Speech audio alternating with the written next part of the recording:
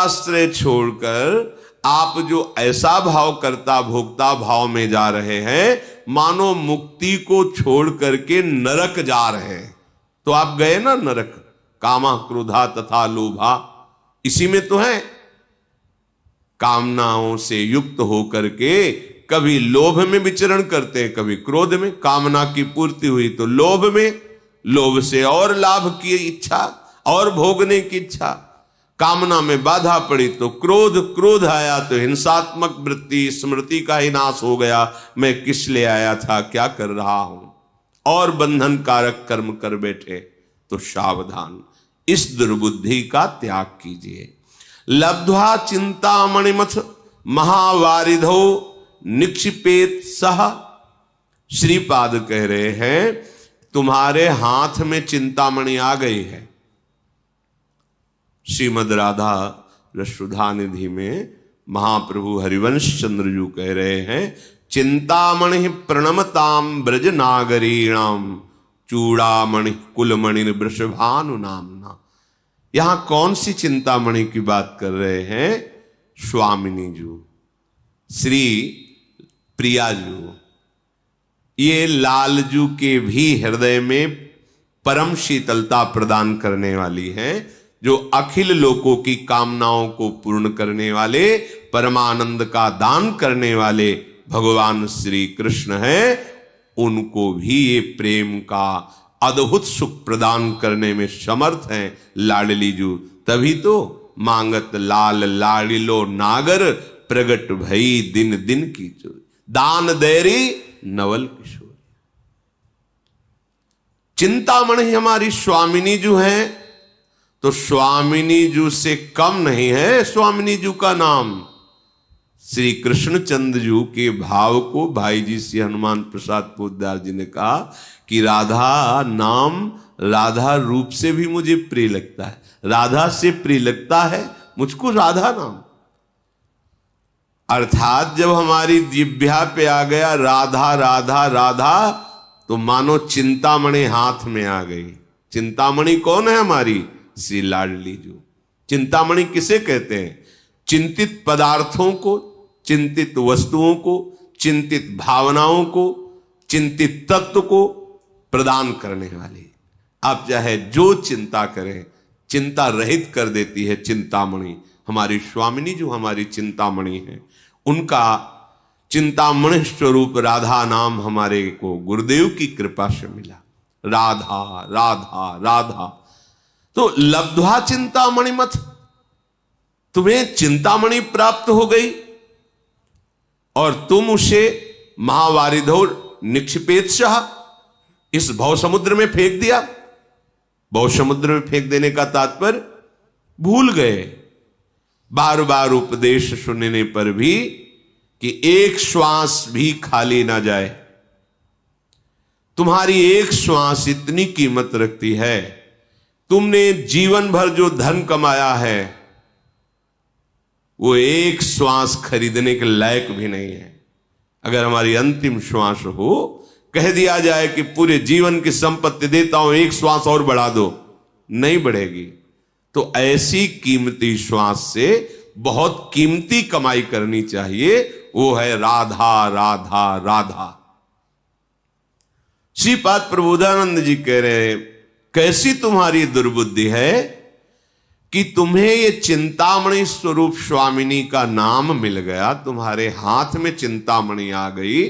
तुम भोगों को देखकर, संसार के सुखों के आकर्षण में, या संसार के कोहरा स्वरूप दुख की घटा को देखकर भूल गए राधा नाम। इसका मतलब चिंतामणि को तुमने ऐसे समुद्र में फेंक दिया, अब ढूंढने से भी नहीं मिलेगी। भाव, यदि तुम प्रियाजू के नाम को भूल गए तो ऐसे गर्त में गिर जाओगे कि नाम जपने लायक तुम नहीं रहोगे। पापवंत कर सहज स्वभाव, भजन मूर्ति भाव न काओ। आप भजन नहीं कर पाएंगे। भजन कोई खिलवाड़ नहीं है, सबसे कठिन काम है भजन करना, सबसे कठिन काम। मन को समाहित करके एकाग्र चित्त से नाम में डूबना, इससे बड़ा विश्व में ब्रह्मांड में कोई कठिन कार्य नहीं, सबसे कठिन कार्य है। और ये आप अकेले नहीं कर सकते हो। भजन न होए संग बिनु, ये सिद्ध रसिक महापुरुषों की वाणी है। भजन न होए संग बिनु, और भजन बिना नहीं प्रेम। बिना भगवत प्रेमी महात्माओं के संग के, बिना भजनानंदी संतों के समागम के आप में भजन की वृद्धि, भजन की रुचि हो ही नहीं सकती, नहीं हो सकती। भजन न होई संग बिन, और भजन बिना नहीं प्रेम। इसलिए छिनहु भजन न छाड़िए, धरिए ध्रुव यह नेम। ये नियम ले लो कि चिंतामणि है राधा नाम, आप जो चाहेंगे मिल जाएगा पक्का। वो अभी आप कि दुष्कृत नाश नहीं हुए, वासनाएं नष्ट नहीं हुई, इसलिए आप ये अनुभव नहीं कर पा रहे जो हम कह रहे पक्का। ऐसा नहीं कि हमें सब अनुभव हो गया हो, पर जैसे है 1 किलोमीटर दूर पर ध्वजा मंदिर की दिखाई दे रही है तो ऐसा लगता है मानो नजदीक आ गए हैं। ऐसे ही यत्किंचित गुरु कृपा से जो भी राधा नाम का, तो ऐसा लगता है पक्का, ऐसा ही है।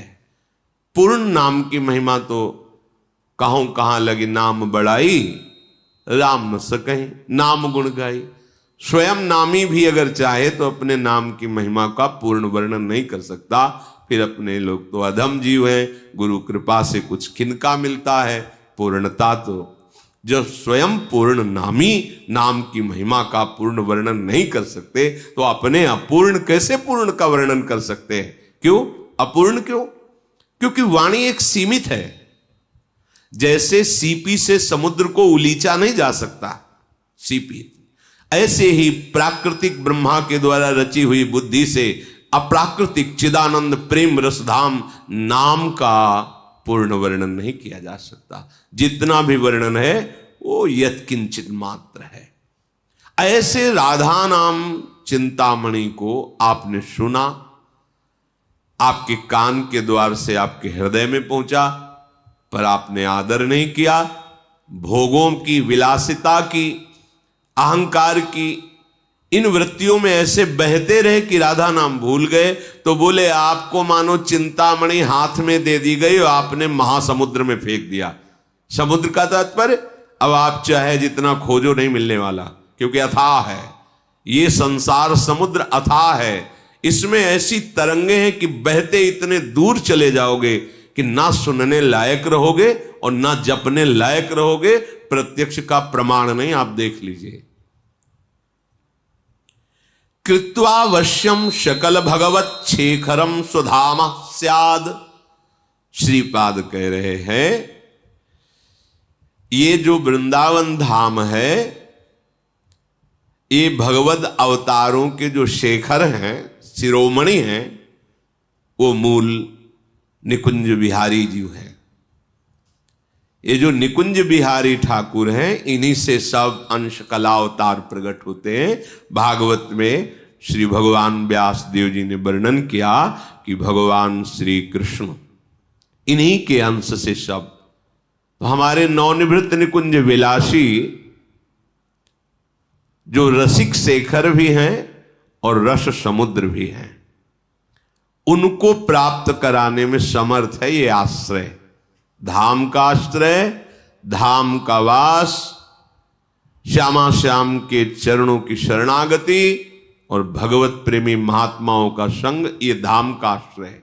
आप कहां सत्संग सुन रहे हैं? धाम में। आप किससे सत्संग सुन रहे हैं? श्यामा श्याम के चरण रज आश्रित जनों से। आप कहां बैठे हैं? ब्रह्मेश्वरादि सुदुरूह पदारविंद श्रीमत् पराग परमाद्भुत वैभवाया। अद्भुत महासिद्धियां जिसमें छिपी हुई है, वो लाडली जी के चरण चिन्हों से चिन्हित इस परम पावन रज में बैठ करके आप सुन रहे हैं। इससे स्वाभाविक आपके हृदय में वो भाव प्रकट होगा जो रसिक शेखर प्रभु श्री कृष्ण को अधीन कर लेता है। कृत्वा वश्यम, कृत्वा वश्यम शब्द पर ध्यान दो। किसी तपस्या से, किसी साधना से, किसी व्रत नियम से भगवान को अधीन किया जाए, ऐसा नहीं आता। यहां कह रहे कृत्वावश्यम, किसको? सकल भगवत शेखरम, समस्त भगवत स्वरूपों में जो शिखर पर विराजमान, अर्थात जिनसे समस्त भगवत अवतार प्रकट होते हैं, वो प्रभु श्री कृष्णचंद्र जी, वो नित्य बिहारी श्री लालजू महाराज, इनको अधीन करवा देता है। कौन? श्री धाम का आश्रय, वास, प्रिया प्रीतम की शरणागति, भगवत प्रेमी महात्माओं का संग, ये एक ही बात है।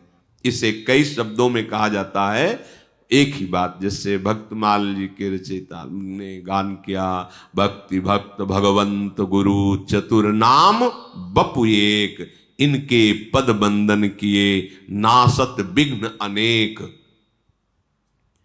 कृत्वावश्यम, फिर आपको विश्वास क्यों नहीं हो रहा? आप निश्चिंत क्यों नहीं हो जाते? क्योंकि ये अहंकार जो है गलित नहीं हुआ है। नहीं, अभी इसी क्षण जब हम एक नौका पर बैठते हैं तो हमें नदी पार होने में कोई डर नहीं लगता, क्योंकि भरोसा है इस केवट ने बहुतों को पार किया है, सुदृढ़ नाव है, और हम हंसते खेलते बात करते तरंगों का आनंद लेते हुए उस भयावह दरिया से पार हो जाते हैं। फिर वो नाव टूट सकती, प्राकृतिक है। वो केवट असावधान हो सकता है क्योंकि वो मनुष्य है, तूफान भंवर में फंस सकते हैं, भयावह है, फिर भी आप निश्चिंत हो जाते हैं। लेकिन यहां केवट अविनाशी है, नाम अविनाशी है। आज तक जो इस नाव में बैठा कभी डूबा ही नहीं, भव समुद्र में सब पार हो गए, फिर आपको विश्वास नहीं होता। श्री हरिवंश प्रताप नाम नौका निज खेवक, स्वयं प्रभु खेने वाले हैं और उनकी नाम रूपी नौका का आश्रय लेकर हम बैठ गए हैं। अब हमको क्या चिंता? पर हम नहीं बैठे हैं। बात यह है, हम बातें केवल करते हैं, हम अहंकार की नौका में बैठे हो। ये नौका जरूर डुबो देती है, कोई भी हो, चाहे तपस्या का अहंकार ही क्यों न हो, जितेंद्रियता का अहंकार, जानकारी का अहंकार, किसी भी तरह का अहंकार है, तो हम अहंकार की नौका में बैठे हो, ये नौका जरूर डुबोती है। यदि आप भगवद आश्रित हैं तो कह रहे तुम्हें सहसा ये प्राप्त हो गया है, तुमने कोई प्रयास नहीं किया है। मनुष्य शरीर किसी प्रयास से नहीं मिला, केवल भगवत कृपा से मिला। सेवक जी महाराज कहते 84 लाख के चक्र को बीच में रोक दिया। संस्कृति मांझ बरियाई के पायो, मानुष दे वृथा कत डरत। संस्कृति चक्र को बरियाई माने जबरदस्ती रोक के आपको बीच से निकाल करके मनुष्य देह दे दिया कि अपना कल्याण कर ले। पर हमें ये बात समझ में नहीं आती कि हमारा शरीर दुखों से मुक्त होने के लिए मिला है, और हम सुख प्राप्ति हेतु वही आचरण करते हैं जिससे और दुख मिल जाए, और दुख में बंध जाए। प्रभु से विमुख होकर कोई भी आप आचरण करें, वो आपको बांध देगा, दुखों में बांध देगा, चाहे भले शुभ आचरण क्यों न हो, क्योंकि शुभ आचरण से आपको उत्तम लोक मिलेंगे। उन लोगों की आपके पुण्य बल से भोगों की वृत्तियां जो जो रही वो भोग आएंगे, और जब उन भोगों को भोग कर आसक्त होगे, आपका पुण्य क्षीण होगा, तो जबरदस्ती धक्का मार के हटा दिए जाओगे। उस समय जो दुख होता है तो परिणाम क्या मिला? शुभ का दुख ही तो मिला, फिर मृत्यु लोक में आ गए, बात बनी नहीं। सूक्ष्म विचार उपासक विवेक के द्वारा देखे। भगवद विमुख कोई बड़े से बड़ा शुभ कर्म भी आपको सुख नहीं दे सकता। देवराज इंद्र की पदवी में विराजमान जो हुए महाराज नहुष अपने पुण्य प्रताप से, उन्हीं ने ऐसी गलती कर दी, भोग विलासिता की वृत्ति, जो उनको अजगर योनि में, पीछे आपने महाभारत चरित्र में सुना था, पांडवों के चरित्र में। इसलिए एक ही केवल बात है, भगवद आश्रित, भगवत धाम आश्रित, भगवत नाम आश्रित, भगवत चरण आश्रित जो प्रेमी जन है, इनके समागम से हमारी बुद्धि प्रभु के चरणों में लग जाए।